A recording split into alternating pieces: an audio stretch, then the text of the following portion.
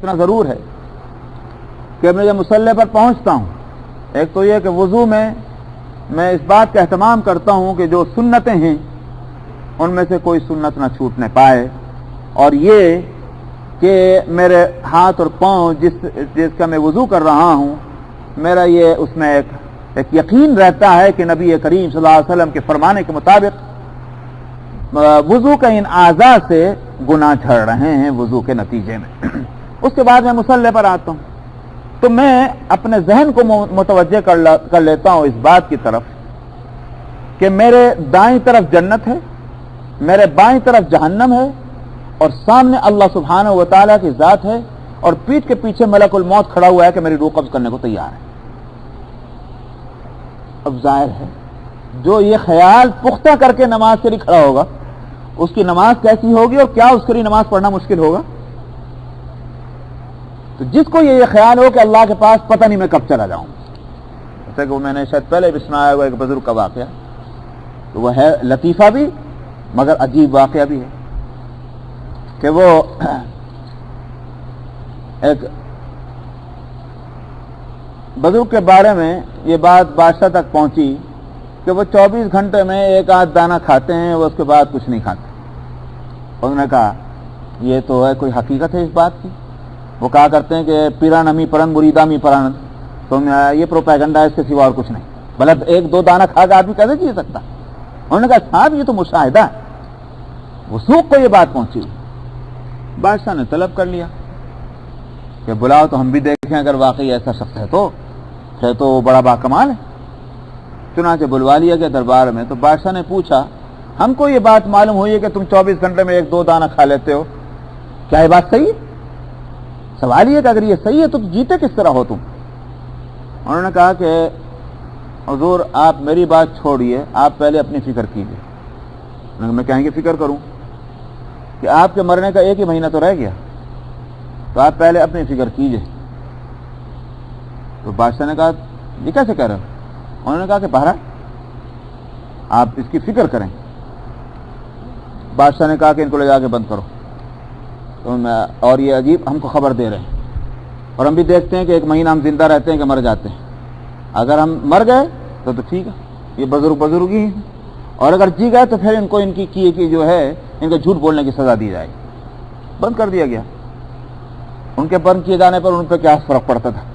بھائی ہم جیسے لے آ کر جیل میں ٹھوس دیجیے تو سونے نیند برابر نہیں آ رہی، کھانے کو برابر نہیں مل رہا ہے، ہماری مصیبت، ان کے لیے کیا پریشانی تھی؟ 2 دانے کھانے تھے، اس سے زیادہ تو جیل میں مل ہی جاتا۔ لیکن بادشاہ پر جو ہے ایک فکر سوار ہوا، انہوں نے کہا جو آدمی جیل جانے کو تیار ہو گیا کوئی نہ کوئی حقیقت ہے اس میں۔ اب لگے فکر میں، تو میں شام ہوئی، رات ہوئی، نیند سونے کا وقت آیا تو نیند ہی اڑ گئی۔ ساری رات جاگتے ہوئے گزری کہ صاحب آج جو ہے ایک دن جا لیا، وہ 29 دن رہ گئے مرنے میں۔ دوسرا دن بہرحال کیسے بھی کاروبار حکومت کا کیا، شام ہوئی پھر نیند غائب، ساری رات جاگتے گزر گئی، 2 راتیں نہیں سوئیں، تو تیسرے دن کیا بھوک لگے گی؟ تیسرے دن کھانا غائب۔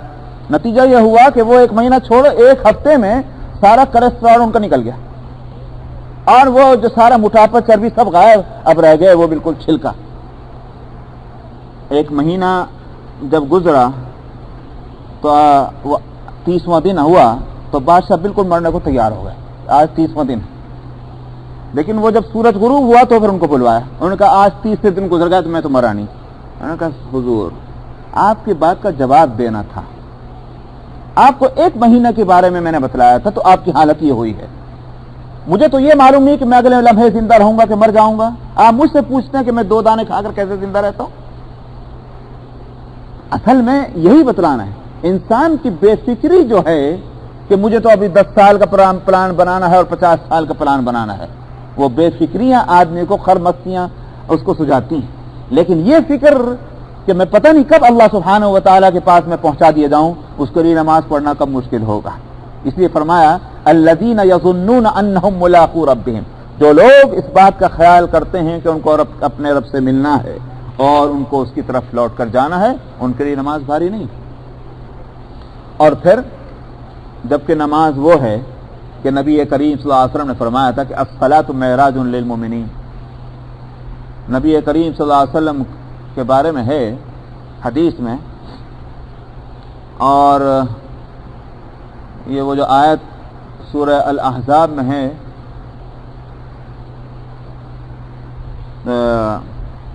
یا ایھا الذین آمنوا اذکروا اللہ ذکرا کثیرا وسبحوہ بکرۃ واصیلا هو الذی یصلی علیکم وملائکتہ لیخرجکم من الظلمات الی النور.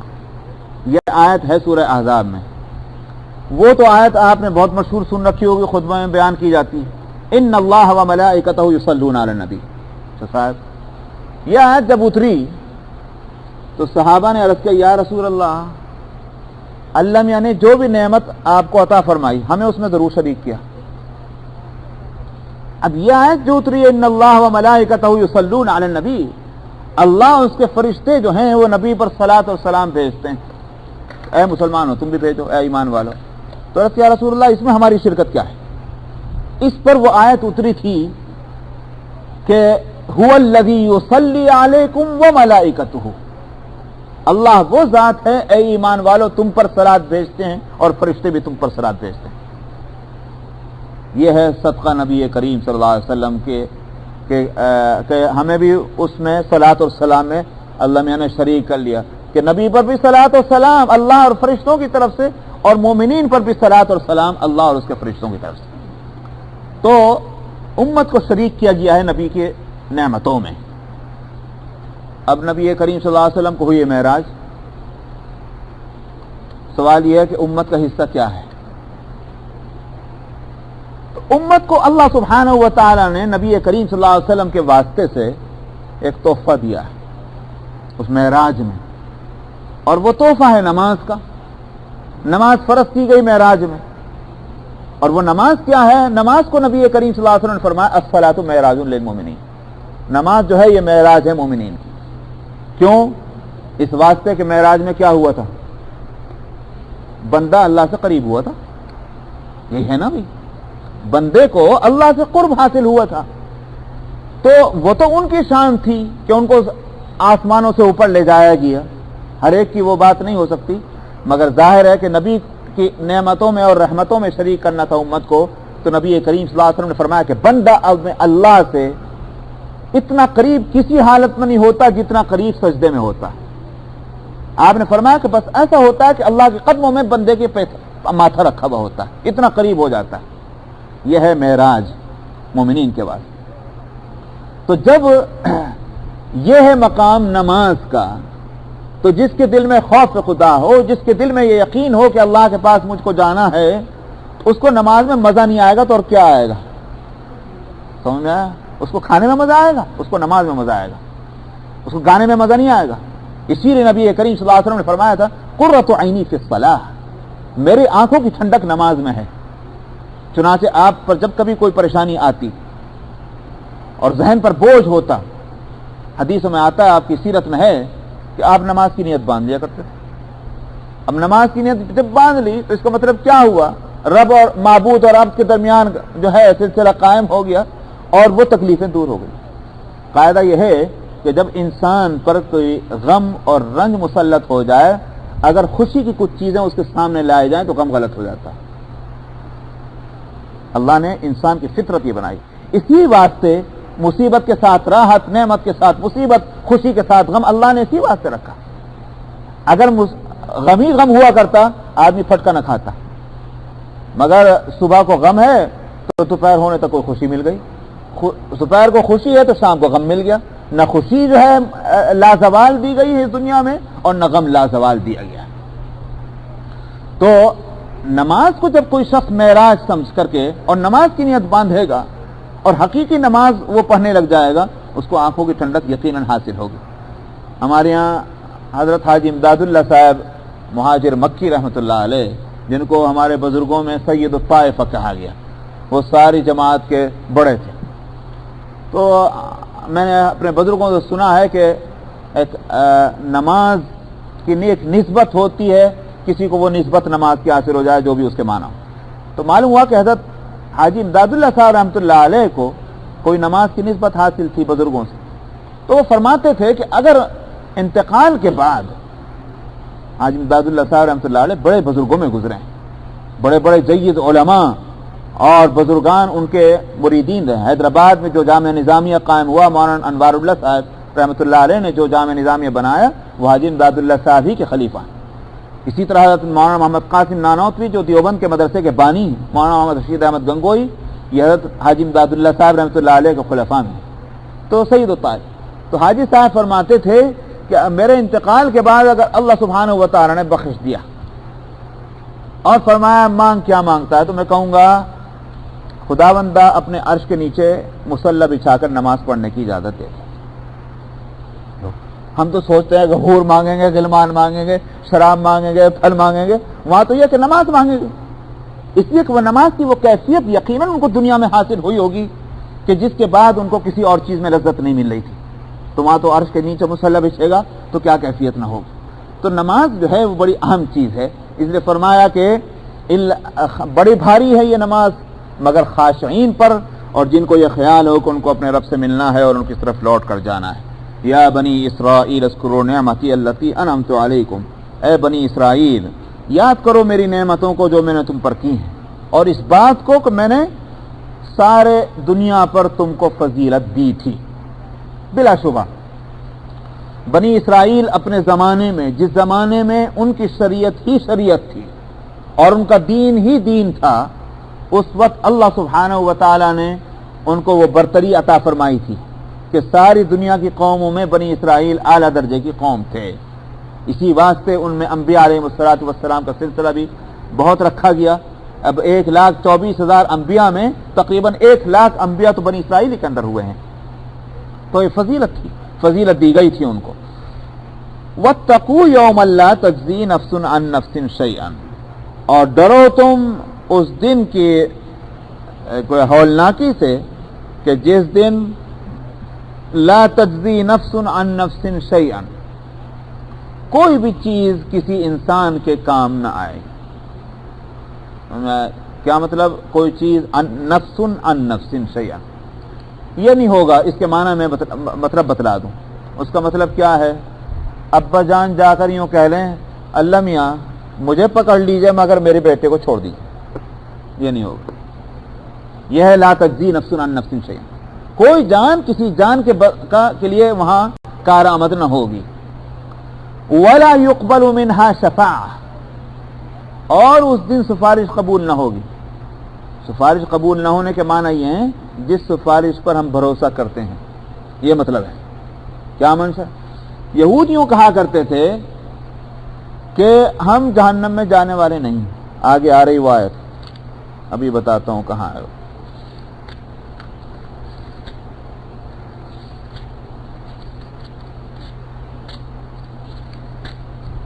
یہ صفحہ نمبر 38 پر آ رہی آیت، اور آیت نمبر 80 وَقَالُوا لَن تَمَسَّنَا النَّارُ إِلَّا أَيَّامًا مَّعْدُودَةً. یوں کہتے تھے کہ ہمیں جہنم کی آگ چھوئے گی بھی نہیں، گئے بھی اگر تھوڑے دنوں کے واسطے جائیں گے. کیوں تھا یہ خیال؟ اس لیے کہ قرآن شریف نے ان کے اس یقین کو نقل کیا ہے کہ نحن ابناء اللہ و احباؤہ، ہم تو اللہ میاں کا کنبہ ہیں، ان کی فیملی ہیں، اس کے دوست. لہذا اپنی فیملی کو کون مصیبت میں ڈالا کرتا ہے اور اپنے دوستوں کو کون جو ہے وہ عذاب میں مبتلا کیا کرتا ہے؟ ہم پہ عذاب آنے والا نہیں، اور اگر ہوا بھی ہم اتنے نبیوں کی اولادیں ہیں، سب ہم کو بخشوا دیں گے. یہ تھی وہ بات، ہم کو بخشوا دیں گے. اللہ سبحانہ و تعالیٰ نے اسی کے تعلق سے فرمایا. اللہ کی ذات ایسی نہیں ہے کہ وہاں کوئی دھرنا دے کر بیٹھ جائے اور کہے اللہ میاں بخشنا پڑے گا، یہ تو میری پارٹی کے میری امت کے لوگ. یہ نہیں ہوگا. بلکہ قرآن شریف میں سفارش کا جو مسئلہ بتلایا گیا ہے اس کو میں نے کل یہ آیت آئی تھی وہاں بھی، کل کی تفسیر میں. کون سی سورت چل رہی تھی وہاں؟ سورہ سبا. ہاں سورہ سبا یہ آیا ہے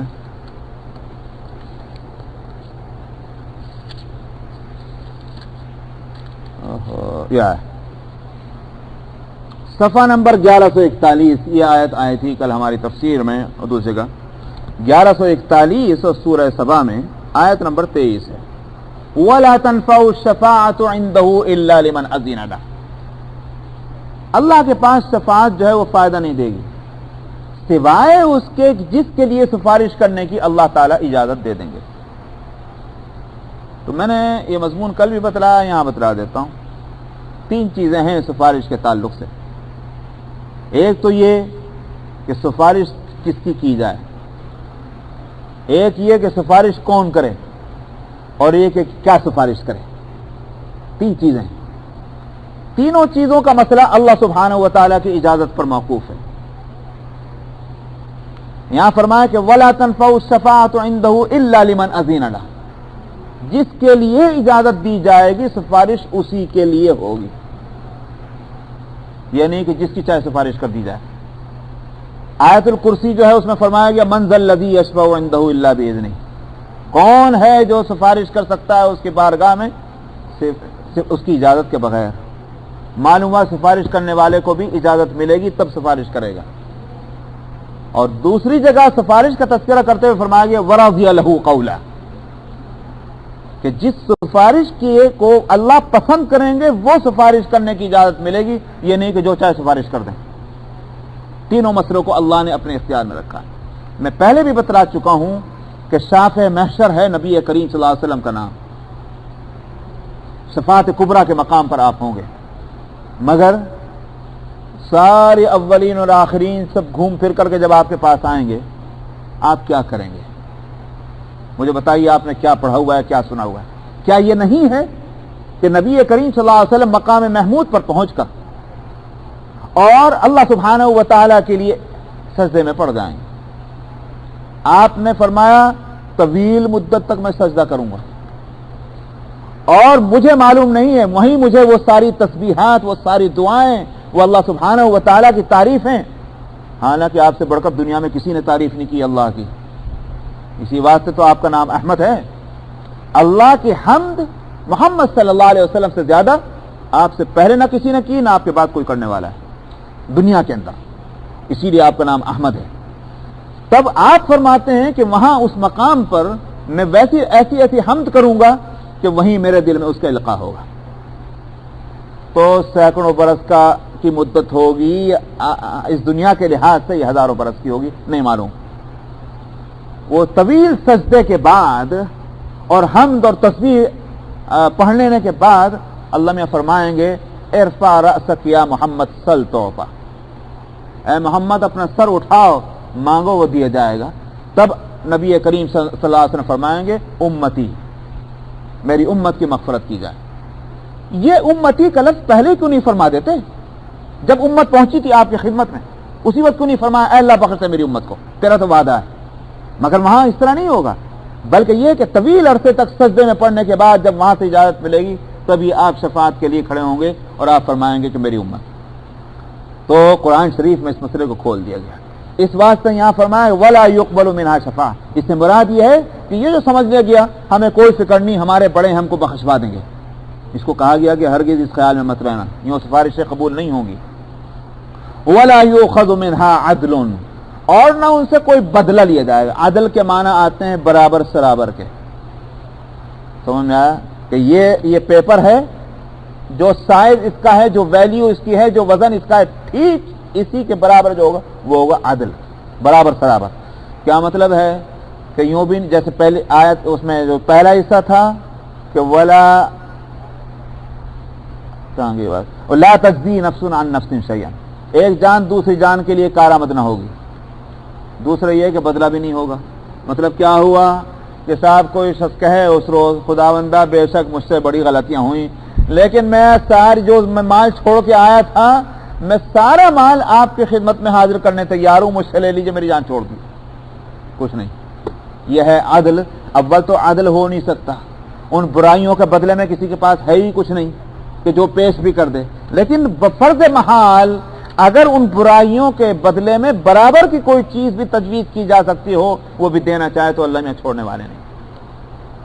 وَلَا هُمْ يُنصَرُونَ.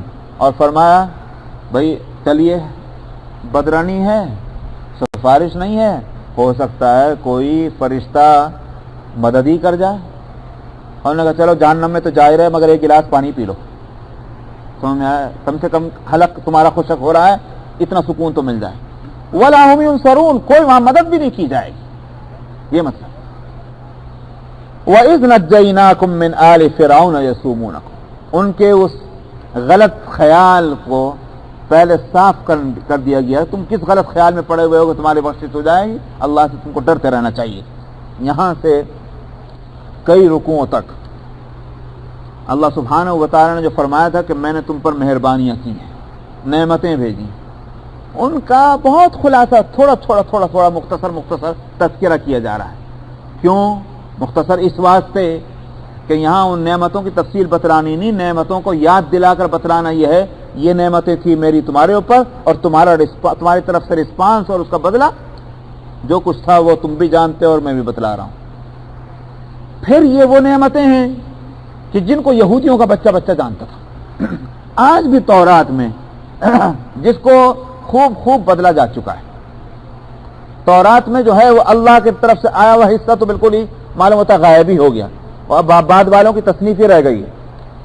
تو ورنہ میں اس لیے کہہ رہا ہوں ابھی بھی آپ جا کر تورات کو پڑھ لیجئے، اس میں عجیب جو چیزیں آپ کو نظر آئیں گی تو آپ سوائے اس کے کہ ہنسیں اور ان کا مذاق بنائیں، اس سے زیادہ اور کچھ نہیں ملے گا. بھلا بتائیے ہارون علیہ الصلوۃ والسلام کون ہیں؟ نبی ہیں کہ نہیں؟ ہے نا نبی. موسیٰ علیہ الصلوۃ والسلام کے ساتھ ان کے بھائی ہیں، نبی ہیں. نبی کس لیے دنیا میں بھیجے جاتے ہیں؟ شرک کو ختم کرنے کے لیے نا بھائی، اللہ کے وحدانیت کو قائم کرنے کے لیے. تورات کے اندر یہ لکھا ہوا ہے کہ موسیٰ علیہ السلام جب کتاب لینے کے لیے، تورات لینے کے لیے طور پر گئے تھے اور ہارون علیہ السلام کو چھوڑ گئے تھے، وہ بچڑا ہارون نے بنا کر دیا تھا ان کی پوجا کرنے کے بعد. بھلا آپ یقین کر سکتے؟ ہارون علیہ السلام جو ہے وہ بچڑا بنا کر دے دیں، لو اس کی پوجا کر لو. یہ تھے وہ نبی ان کے ہاں.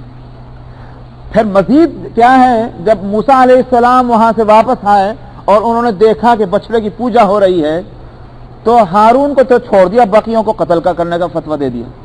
جب ہارون مجرم نمبر 1 ہوئے جنہوں نے بچڑا بنایا تو سب سے پہلے تو قتل انہی کو کیا جانا چاہیے تھا. یہ کیا تماشا ہے؟ اس لیے میں کہہ رہا ہوں کہ یہ اللہ کی کتاب تو کم رہ گئی ہے، لوگوں کی کتاب زیادہ بن گئی، وہ تورات. لیکن اس کے باوجود اسی تورات کے اندر اس بنی اسرائیل پر جو اللہ سبحانہ و تعالیٰ کی نعمتیں ہیں اور ان کی جو سرکشیاں ہیں وہ آج بھی موجود ہیں. یہ سرکشی کا لفظ جو ہے میرا اپنا نہیں، تورات کے اندر موجود ہے کہ موسیٰ علیہ السلام نے خود اللہ میاں سے یہ دعا کرتے ہوئے کہا تھا کہ بنی اسرائیل جو ہیں بڑی سرکش قوم ہے خداوندہ. یہ الفاظ موسیٰ علیہ السلام کے آج بھی موجود ہیں اس بدلی ہوئی تورات کے اندر. تو ان نعمتوں کو سب اس میں موجود ہے اور سب جانتے ہیں، اس لیے صرف تذکرہ کیا جا رہا ہے یہ نعمتیں میری تمہارے اوپر تھیں، ان نعمتوں کا بدلہ تم نے کس طرح سے دیا ہے. تو بہت خلاصہ ہے. فرمایا کہ وَإِذْ نَجَّيْنَاكُمْ مِنْ آلِ فِرْعَوْنَ يَسُومُونَكُمْ سُوءَ الْعَذَابِ، جب میں نے تمہیں بچایا تھا فرعونیوں سے جو تمہیں بدترین عذاب میں مبتلا کر رہے تھے اور تمہارے بیٹوں کو ذبح کرتے تھے اور تمہاری عورتوں کو یعنی لڑکیوں کو زندہ چھوڑتے تھے. تورات کے تذکرے کے مطابق یہ بات 2 دفعہ ہوئی ہے. موسیٰ علیہ السلام کے پیدائش سے پہلے ہوا ہے، اور موسیٰ علیہ السلام کو جب نبوت مل گئی اور وہ بنی اسرائیل کو کہ آزادی کے مطالبہ کرنے کے لیے جب فرعون کے پاس بار بار گئے تو فرعون نے اس وقت بھی یہ حکم صادر کیا کہ یہ اسرائیلی بہت منہ چڑھے ہو گئے ہیں، لہذا ان کو سزا ملنی چاہیے، ان کے جتنے بچے پیدا ہوں ان کو مار دیا جائے، لڑکیوں کو چھوڑ دیا جائے. یہ اس وقت یہاں جو ہے اس سے معلوم ہوتا ہے، اس سے وقت تو نہیں معلوم ہو رہا کہ یہ کس وقت کا تذکرہ ہے، لیکن ہو سکتا ہے کہ یہ موسیٰ علیہ السلام کی پیدائش سے پہلے کا ہو، یہ بھی ہو سکتا ہے کہ بعد کا ہو، یہ بھی ہو سکتا ہے دونوں دفعہ ہو. بہرحال یہ عذاب ان پر نازل ہوا. یسومونکم سوء العذاب، بدترین عذاب کیسا تھا؟ ایک تو یہ کہ چونکہ یہ باشندے سمجھے گئے تھے نمبر 2 کے، نمبر اول کے باشندے ملک کے کون تھے؟ وہ قبطی تھے، اور نمبر 2 کے یہ تھے. دوسری بات یہ اچھی قسم کی ملازمت، اچھی قسم کی جاب، اچھے قسم کا بزنس یہ کرنے کا ان کو اختیار نہیں تھا، بلکہ یہ صرف محنت اور مزدوری کر سکتے تھے، اور مزدوری بھی بڑی محنت کی۔ چنانچہ فرعون نے رامسیس جو شہر بنایا تھا، ملٹری کے چھاونی، اس کو کہتے لشکر، اس شہر کے بنانے کے واسطے اسرائیلیوں سے مزدوری کا کام لیا گیا تھا، اینٹیں پاتھنے کا، بریک بنانے کا۔ تو ساتھ دن بھر جو ہے وہ اینٹیں بناتے تھے اور ان پر کوڑے برستے تھے۔ اتنی اگر ایک اینٹ بھی کم ہو گئی تو کوڑوں مار مار کر ان کی کھال ادھیڑ دی گئی۔ تو یہ تھی ایک مصیبت۔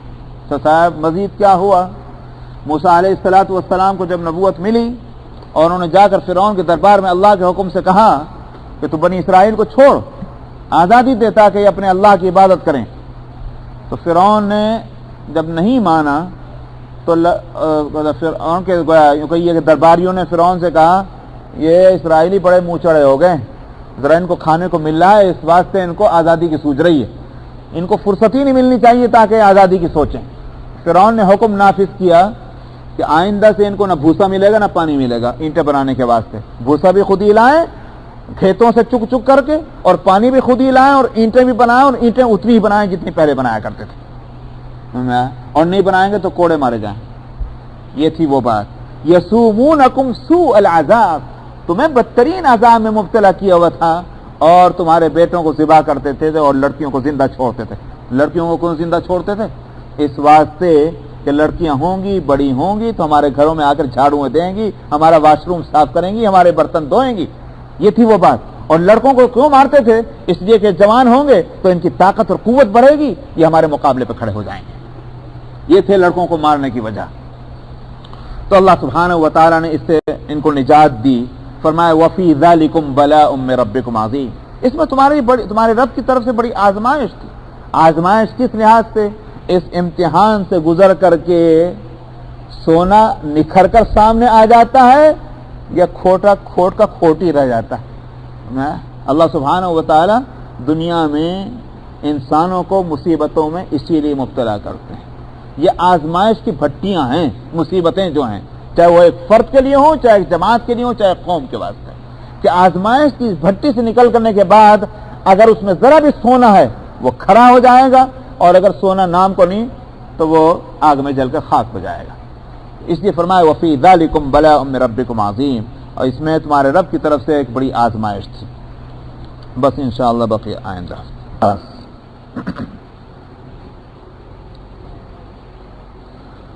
اعوذ باللہ من الشیطان الرجیم، بسم اللہ الرحمن الرحیم، وَإِذْ فَرَقْنَا بِكُمُ الْبَحْرَ فَأَنْجَيْنَاكُمْ وَأَغْرَقْنَا آلَ فِرْعَوْنَ وَأَنْتُمْ تَنْظُرُونَ وَإِذْ وَاعَدْنَا مُوسَى 40 لَيْلَةً ثُمَّ اتَّخَذْتُمُ الْعِجْلَ مِنْ بَعْدِهِ وَأَنْتُمْ ظَالِمُونَ ثُمَّ عَفَوْنَا عَنْكُمْ مِنْ بَعْدِ ذَلِكَ لَعَلَّكُمْ تَشْكُرُونَ وَإِذْ آتَيْنَا مُوسَى الْكِتَابَ وَالْفُرْقَانَ لَعَلَّكُمْ تَهْتَدُونَ وَإِذْ قَالَ مُوسَى لِقَوْمِهِ يَا قَوْمِ إِنَّكُمْ ظَلَمْتُمْ أَنفُسَكُمْ بِاتِّخَاذِكُمُ الْعِجْلَ فتوبوا إلى بارئكم فاقتلوا أنفسكم ذلكم خير لكم عند بارئكم فتاب عليكم إنه هو التواب الرحيم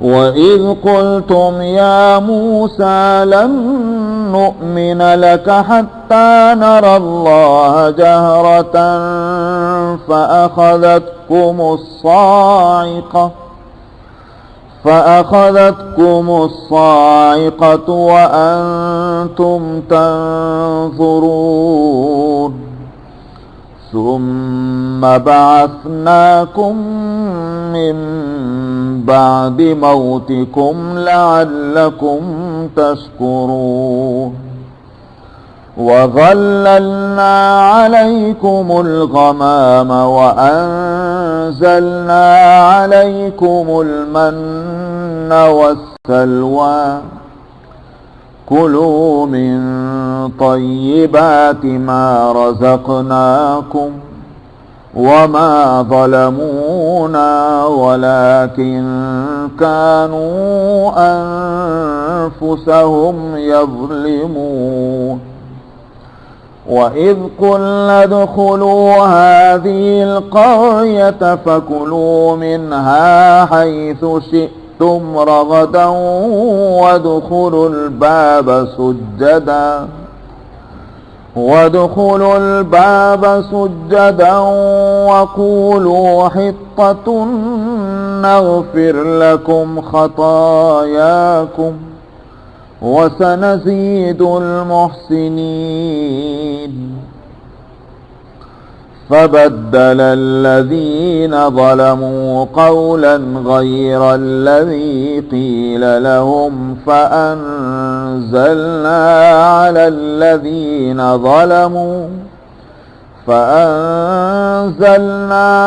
الذين ظلموا رجزا من السماء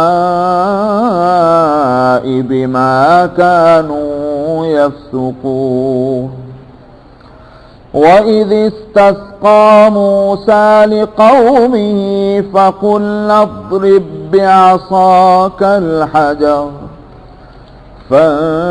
فانفجرت منه 12 عينا قد علم كل أناس مشربهم كلوا واشربوا من رزق الله ولا تعثوا في الأرض مفسدين وإذ قلتم يا موسى لن نصبر على طعام واحد فادع لنا ربك يخرج لنا مما تنبت الأرض من بقلها وقثائها وفومها وعدسها وبصلها قال أتستبدلون الذي هو أدنى بالذي هو خير اهبطوا مصرا فإن لكم ما سألتم وضربت عليهم الذلة والمسكنة وباءوا بغضب من الله ذلك بأنهم كانوا يكفرون بآيات الله ويقتلون النبيين بغير الحق ذلك بما عصوا وكانوا يعتدون صدق الله العظيम। बनी इसराइल को खिताब चल रहा था कि अल्लाह ने क्या क्या नेमतें उन पर उतारी और उसके बदले में उन नेमतों के जवाब में उनकी तरफ से क्या क्या उन नेमतों की नाकदरी हुई और नाफरमानियां हुई। फरमाया उस वक्त को याद करो जब हमने तुम्हारी वजह से समंदर को फाड़ा और हमने तुमको निजात दे दी और गर्क कर दिया फिरौनियों को इस हालत में कि तुम देख रहे थे। तौरात में भी ये वाक़या मौजूद है और कुरान शरीफ में तो यहाँ बहुत मुख्तसर और जगह भी इसका जिक्र है कि जब फिरौन ने मजबूर हो करके ये इजाज़त दे दी कि अच्छा तुम इस मुल्क से जा सकते हो, इस कदर मुसीबतों में मुब्तला हुआ حضرت موسیٰ علیہ السلام کی تنبیہات کے باوجود جب اس نے نہیں مانا اسرائیلیوں کو چھوڑنے کو، تو اللہ کے عذاب مختلف صورتوں میں آئے۔ قرآن شریف میں اس کا تذکرہ موجود ہے، کہیں تو مینڈکوں کا عذاب آیا، کہیں جوؤں اور پسوں کا عذاب آیا، کہیں خون کا عذاب آیا، اور کہیں جو ہے مرگی پھیل گئی تو کتنے بچے جو ہیں مر گئے فرعونیوں کے۔ تو یہ سب رہا، آخر مجبور ہو کر چھوڑ دیا کہ جاؤ۔ موسیٰ علیہ السلام نے اللہ کے حکم سے اسرائیلیوں کو ہدایت فرما دی کہ آج رات کو نکلنا ہے تو پوری تیاری کر لو۔ رات میں چل پڑے، لاکھوں تھے، لاکھوں، تو 7 لاکھ تو مرد تورات میں لکھے گئے، 7 لاکھ مرد تھے، اب عورتیں الگ اور بچے الگ جو بھی ہوں گے، تو لاکھوں کی تعداد میں یہ اسرائیلی چلے جانے کے بعد اب فرعونیوں کو ہوش آیا کہ ہم نے غلطی کی ہے۔ یہ اجازت دے کر اس واسطے کہ جب سارے نکل گئے تو ہمارے گھروں میں خدمت کا کام کون کرے گا؟ وہ جو اینٹیں پاتنے کا کام اسرائیلیوں سے لے رہے تھے، جو بلڈنگیں بنانے میں کام آتی تھیں، وہ کون کرے گا پھر؟ تو ہمارے بس کا تو نہیں۔ جب ایک زمانہ گزر جاتا ہے ایک قوم کو محنت اور مشقت کے کام کو چھوڑے ہوئے، تو یاد رکھ لیے اس سے محنت مشقت کا کام بہت مشکل ہوتا ہے۔ بھوکا مرنا آسان ہوگا، محنت کرنا مشکل ہوگا۔ اس وقت فرعونیوں کی حالت یہی ہو گئی تھی کہ جتنے مشقت کے کام تھے وہ سب اسرائیلیوں سے لیے جاتے تھے۔ اب جب اسرائیلیوں کو جانے دیا تو اب خیال آیا کہ اب یہ محنت مشقت کے کام کون کرے گا؟ اس لیے اب کیا ہونا چاہیے؟ بھاگو دوڑو پکڑو کہاں گئے۔ چنانچہ وہ ایک لشکر تیار ہوا اور وہ گاڑیوں میں بیٹھ اس زمانے میں کاریں اور وہ تو تھی نہیں موٹریں، اپنی انہی گھوڑے گاڑیوں میں بیٹھے اور دوڑنا شروع کیا۔ پہنچ گئے وہاں کہ جہاں اسرائیلی ایک ایسے موقع پر ہیں کہ ان کے سامنے دریا ہے، یہ سمندر ہے۔ تو پیچھے سے فرعون نے جا کر ان کو پکڑا۔ تو جب اسرائیلیوں نے دیکھا کہ فرعون آ چکا ہے ہم کو پکڑنے کے واسطے، تو اب آگے بات قرآن شریف نہیں بتاتا، قرآن نے تو پھر لاج رکھی اسرائیلیوں کی، لیکن خود تورات میں یہ بات موجود ہے کہ اسرائیلیوں نے موسیٰ علیہ السلام سے کہا کہ تو نے یہ کیا کیا؟ ہمارے مرنے کے لیے مصر میں جگہ نہیں تھی کہ تو نے نہ یہاں لا کر سمندر کے کنارے ہم کو کھڑا کیا کہ آگے سمندر ہے اور پیچھے فرعونیوں نے پکڑا؟ ہم تجھ سے پہلے نہیں کہتے تھے کہ تو ہمیں چھوڑ اور فرعون کو چھوڑ، ہم اس کی خدمت کرتے رہا کریں گے؟ لیکن تو نے ہماری بات کو نہیں مانا، یہاں لا کر مصیبتیں پھنسا دی۔ یہ الفاظ تورات میں ہیں اسرائیلیوں کے، موسیٰ علیہ السلام کے لیے۔ موسیٰ علیہ السلام نے کہا صبر کرو، صبر، دیکھو اللہ تمہارے لیے کیا کرشمہ دکھاتا ہے۔ تو موسیٰ علیہ السلام نے پھر سمندر کی طرف اپنی لاٹھی سے ہاتھ سے اشارہ کیا اللہ کے حکم سے۔ یہاں تو یہ ہے کہ اللہ نے حکم دیا تھا کہ اپنی لاٹھی مار سمندر پہ، مگر وہ تورات میں ہے کہ اشارہ کیا اپنی لاٹھی سے اللہ کے حکم سے سمندر کی طرف۔ تو پھر وہ تو یہ ہے کہ وہ ہوائیں چلیں، پوروا ہوائیں، مشرقی ہوائیں چلیں، تو اس سے جو ہے پانی چھٹ گیا، ادھر ادھر ہوا اور وہ راستہ بن گیا، اور اسرائیلی وہاں سے انہوں نے سمندر پار کیا۔ یہ ساری تفسیر قرآن نہیں بتلاتی۔ اضرب بعصاک البحر، اپنی لاٹھی مار سمندر میں، فانفلق فکان کل فرق کالطود العظیم، اس لاٹھی مارنے کے نتیجے میں پانی ادھر ادھر چھٹ گیا، اور اس کے تودے پانی کے جو ہیں وہ جس طرح سے پتھر کے تودے اور چٹانیں کھڑی ہو جاتی ہیں، اس طرح سے وہ پانی دونوں طرف کھڑا ہو گیا اور اللہ نے وہ راستہ بنا دیا۔ یہ معجزہ تھا، یہ ہواؤں کا کوئی کرشمہ نہیں تھا۔ تو تب اسرائیلی تو پار چلے، اور فرعونیوں نے جو دیکھا کہ راستہ بن گیا ہے، جب اللہ کا عذاب آتا ہے عقل ماری جاتی ہے، یہ میں آپ کو بتلا دوں۔ اسی لیے میں بار بار ایک بات کہتا ہوں کہ اس ملک میں مختلف اوقات میں مختلف علاقوں پر اللہ کا عذاب آتا ہے، مگر جن پر عذاب آتا ہے اور جو عذاب کے مستحق ہیں، چاہے ان میں نعوذ باللہ ہم ہی کیوں نہ ہو، عقل ماری جاتی ہے۔ کوئی یہ نہیں مانتا کہ اللہ کا عذاب ہے، سائنٹیفکلی اس کی وجہ تلاش کرتے ہیں کہ صاحب سائنسسٹ کیا کہہ رہے ہیں، یہ کیوں ہیریکان آیا، سمجھ میں آیا، یہ گرمی کیوں زیادہ بڑھ رہی ہے، یہ کیوں ارتھ کویک ہو رہے ہیں، سائنٹیفکلی اس کی وجہ تلاش کرتے ہیں۔ لیکن یہ کوئی نہیں مانتا کہ اللہ کا عذاب ہے، ہمارے اندر اخلاق کی خرابیاں یہ ہیں، عقیدے کی خرابیاں یہ ہیں، اعمال کی تباہیاں یہ ہیں، یہ کوئی نہیں مانتا. یہ عقل کے مارے جانے کی بات. تو فرعون جو معجزہ موسیٰ علیہ السلام کا معجزے اب تک دیکھتے چلا آیا، اور اس وقت بھی اس نے معجزہ دیکھا کہ لاٹھی مارنے کے نتیجے میں سمندر کے اندر راستے بن گئے، تو اس وقت اس کو ہوشیار ہو جانا چاہیے. لیکن عقل ماری گئی. اس نے کہا راستے بن گیا، تو بھی چل. خود بھی چلا اور فرعونیوں کو بھی لے کے چلا. تو اسرائیلی تو پار لگ گئے. جب بیچ دریا کے پہنچ گیا فرعون اپنے لشکر کے ساتھ، اللہ سبحانہ و تعالی نے حکم دیا کہ اب تو اپنی حالت پہ آ جا. چنانچہ سمندر اپنی حالت پہ آ گیا، سارے ڈوب گئے. اس لیے میں کہتا ہوں کہ دیکھا یہ ہے کہ عقل ماری جانا. اس کا مختصر تذکرہ ایک آیت میں ہے. جب ہم نے تمہاری خاطر سمندر کو پھاڑا، تمہیں بچا لیا، اور فرعونیوں کو ہم نے غرق کر دیا، تم دیکھ رہے تھے. دشمن کو اپنی آنکھوں کے سامنے مرتے دیکھنا یہ بڑے اطمینان اور خوشی کا سبب ہوتا ہے. پیٹھ پیچھے مرتا تھا تو پھر بھی ڈر لگا رہتا، پتہ نہیں زندہ ہے، پتہ نہیں کہیں اس کشتیوں میں بیٹھ کے آ جائے، آخر کو فرعون ہے ہمیں پھر جا پکڑے. اللہ میاں نے آنکھوں کے سامنے، چنانچہ اسرائیلی دیکھ رہے تھے اور فرعون غرق ہو رہا تھا. وانتم تنظرون، یہ خود ایک مستقل ایک بات ہے. فرمایا وَإِذْ وَعَدْنَا مُوسَىٰ 40 لَيْلَةً ثُمَّ اتَّخَذْتُمُ الْعِجْلَ مِن بَعْدِهِ وَأَنْتُمْ ظَالِمُونَ. نجات مل گئی، پہنچ گئے خشکی میں، امن اور چین مل گیا ایسے دشمن سے جس کا خود تذکرہ اس سے پہلے آیت میں آیا تھا، یسومونکم سوء العذاب یذبحون ابناءکم ویستحیون نساءکم، جو بچوں کو تمہارے قتل کر رہا تھا اور لڑکیوں کو چھوڑ رہا تھا اور طرح طرح کے عذاب میں تم کو مبتلا کر رہا تھا، اس دشمن سے نجات مل گئی.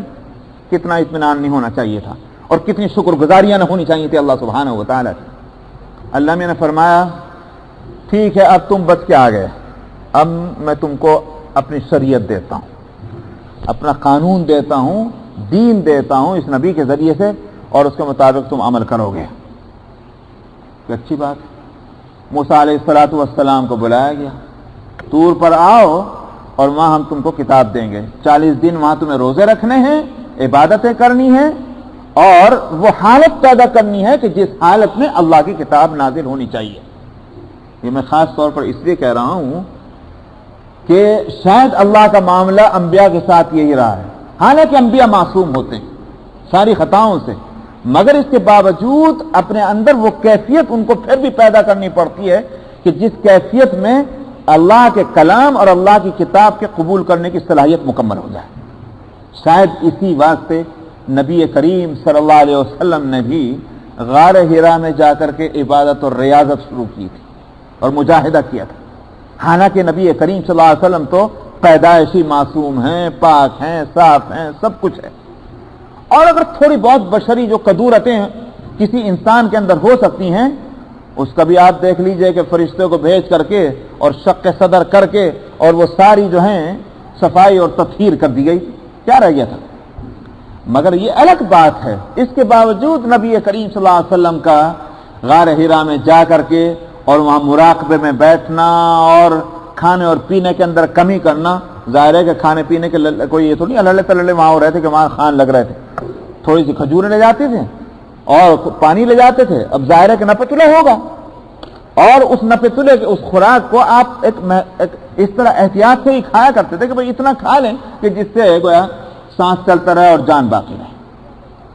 تو قلت طعام اور قلت اختلاط مع الانام اور قلت منام، یہ 3 چیزیں ہیں جو بزرگوں کے ہاں یہ تربیت کا ایک وہ نسخہ ہے کہ کم کھانا، کم سونا اور لوگوں سے کم ریلیشن رکھنا، جس میں بہت سی خرابیاں پیدا ہوتی ہیں، تو بہت سی برائیاں اس سے جنم لیتی ہیں.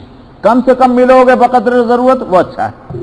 حضرت تھانوی رحمۃ اللہ علیہ نے فرمایا کہ اب چونکہ لوگوں میں کمزوریاں آ گئی ہیں، پہلے طاقت لوگوں میں زیادہ تھی، کھجور کھا لیے، 2-4 کھجور کھا لی اور کام چل رہا ہے. سمجھ میں آیا؟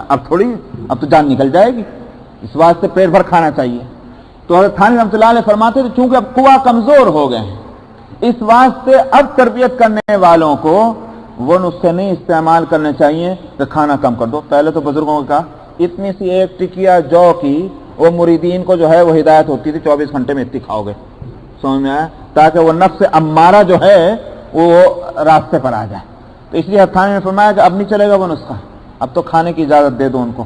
اور اسی طرح کم سونے سے بھی کام نہیں چلے گا, سونا بھی برابر مل جانا چاہیے. ہاں فرمایا ایک قلت بدستور رہے گی اور وہ ہے قلت اختلاط مال انام, لوگوں کے ساتھ بے وجہ ملنا. اور جناب پارٹیاں ہو رہی ہیں آج کل تو یہ ہے کہ صاحب باقاعدہ کہتے ہیں صاحب سوشل گیدرنگ ہو رہی. میں نے کہا بھائی یہ سوشل گیدرنگ کیا چیز ہے؟ تو میں کہ سوشل گیدرنگ کے معنی یہ لے لیے گئے ہیں جہاں نہ قرآن ہو, نہ حدیث ہو, نہ اللہ کا نام ہو, نہ رسول کی بات ہو, تو اس کا نام ہم نے رکھا سوشل گیدرنگ.